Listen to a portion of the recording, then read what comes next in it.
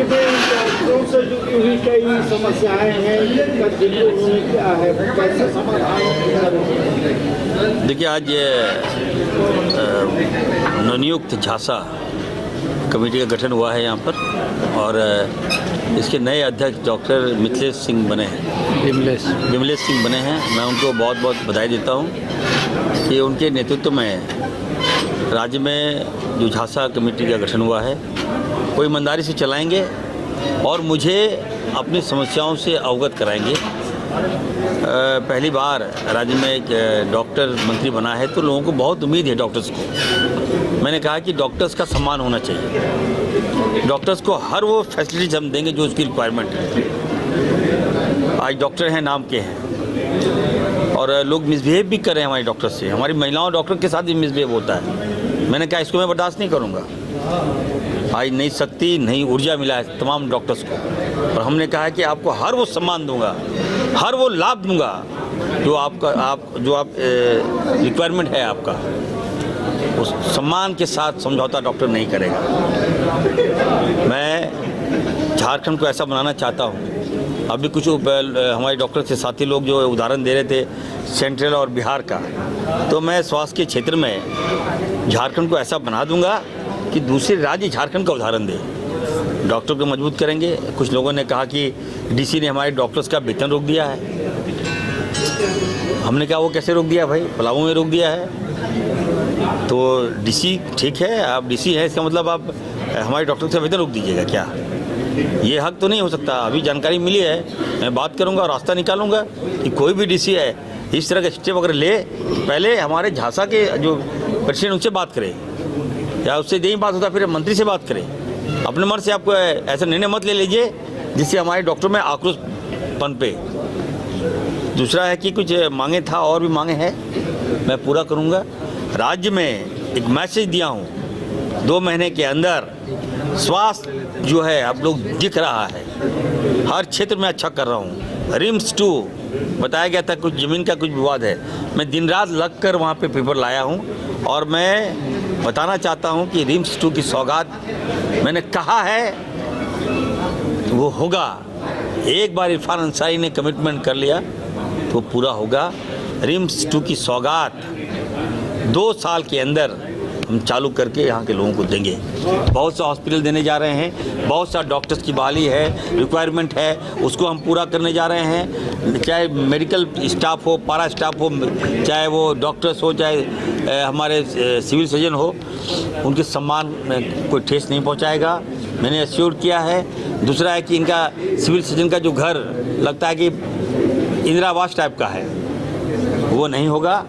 मैं कहा हूँ कि सिविल सर्जन का मतलब जिला का मालिक, पूरा हेल्थ सेटअप आप हेड हैं, उसको रहने के लिए भी हम आवास हम देंगे, बड़े आवास हम देंगे, तो डॉक्टर को ठीक करेंगे गाड़ी।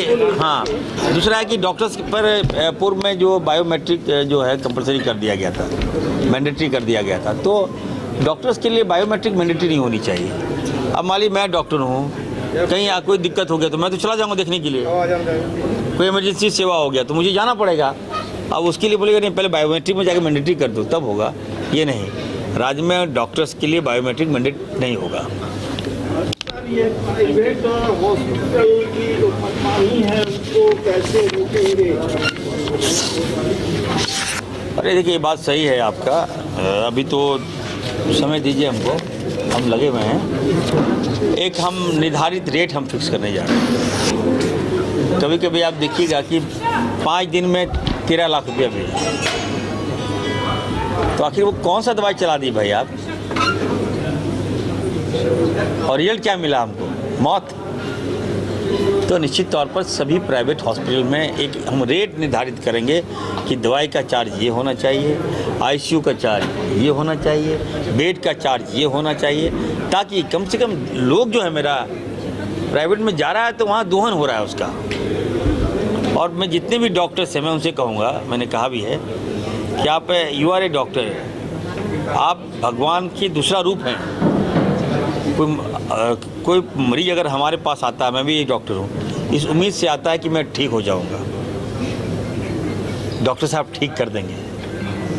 और अगर डॉक्टर व्यवसायीकरण करने लगे तो ये कहीं ना कहीं गलत होगा, हमको लगता है। तो हमारे डॉक्टर व्यवसायीकरण नहीं कर रहे हैं। जो मैनेजमेंट है, जहाँ काम करते हैं वो लोग कमर्शियलाइज कर दे रहे हैं, व्यवसायीकरण कर दे रहे हैं। जो हम इस पर लगाम लगाएंगे। अभी बहुत सी बातें कहना जल्दीबाजी होगा, समय दीजिए थोड़ा।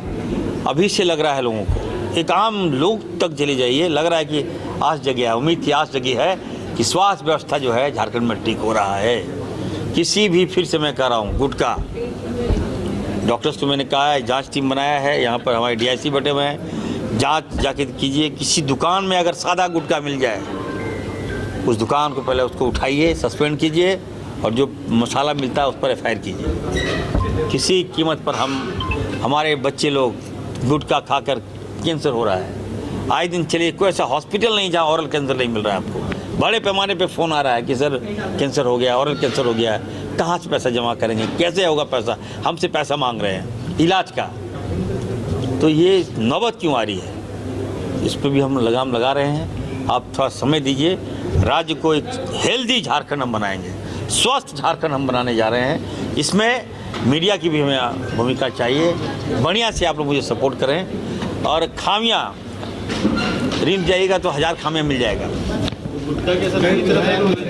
बिल्कुल बैंड, बिल्कुल बैंड। झारखंड में गुटखा बैंड हो गया। मिल रहा तो बताइए ना, हमको बताइए। गुटखा का सेवन करते हो, कहीं लेते होंगे। अब विधायक मंत्री देखिए, अब ये तो हम कोई स्टेप ले रहे हैं तो मुझे सहयोग कीजिए, ठीक है ना। अब जिस तरह से बिहार में शराब बैंड है, अब कोई ले रहा, हम थोड़ी देखने गए हैं कौन ले रहा नहीं। उसी प्रकार यहाँ पर भी हम गुटखा बैंड लगाएंगे। हमने कह दिया, हो गया बैंड, 23 तक था, कहीं होगा तो अब देखिए कार्रवाई होगा। और ऐसा वैसा कार्रवाई नहीं करेंगे हम जो गुटखा का मालिक है उसको उठा के लाएंगे यहाँ। पहले जितने लोग मेरा कैंसर से मारा गया है उसका पहले पेमेंट करो। मैसेज दे रहा हूँ मैं, याद रखिएगा। यहाँ 24 साल हो गया, आज हम पिछलग्गू बन के बैठे हैं स्वास्थ्य विभाग। क्या ये नहीं होगा? एकदम बढ़िया से काम करेंगे। हमारे मुख्यमंत्री आदरणीय हेमंत सोरेन जी के नेतृत्व में स्वास्थ्य विभाग अच्छा करेगा, अच्छा कर रहा है। आप लोग को लगता कहीं कुछ है तो हमको बताइए, मैं ठीक करूँगा। मीडिया वालों के कुछ स्वास्थ्य के लिए तो कोई कदम नहीं उठाया जा सकता। तो मीडिया वाला दिन 24 घंटा तो आप ही मालिक हैं भाई। है सर, लेकिन हम लोग के लिए भी दिन रात तो आप लोग खराबी दिखाते हैं हम लोग का।